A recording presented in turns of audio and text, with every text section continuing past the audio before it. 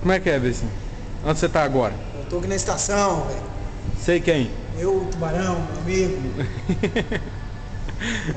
Minha mãe ficou de trazer, mandar umas coisas por ele, mas o cara é um cabrão do caralho.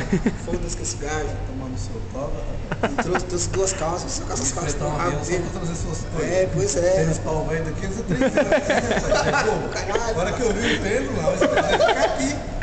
É de graça? Eu digo assim que eu Não, o gajo maluco, o gajo pensa que dinheiro é de graça. Então o quê? Tem umas blusonas velhas, eu não levo esse trem bem, não. Cara, é velho que você me deu um, tá? Eu tenho. Aí o gajo maluco, ó, tantã, problema. Onde você vai, sabe, com ele? Vamos pra República das Bananas. Como é que vai ser lá? Toca pra nossa aqui, ó. É isso, a rapaziada toda. Pedindo do Cretinho. Paranavaí, com corno também. E o zonador? Ah, tem que estar, né? Senador? É, senador. Vai ver as dores do carro.